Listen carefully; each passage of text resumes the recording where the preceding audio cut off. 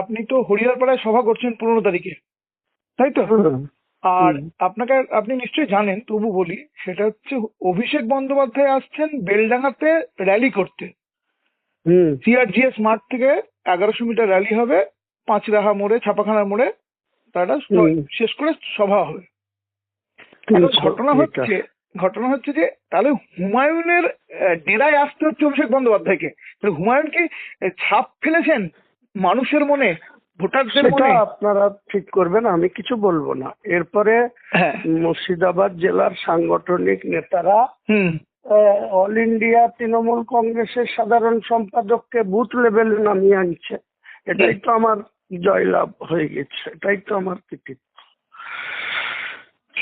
Booth level যেহেতু বেলডাঙ্গায় আসছে এবং পাঁচরাহা। হ্যাঁ নিশ্চয়ই। এবং উনি যে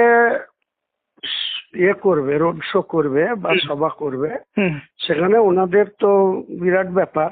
অল ইন্ডিয়ার সাধারণ সম্পাদক বলে কথা, পার্লামেন্টের এমপি, দলনেতা।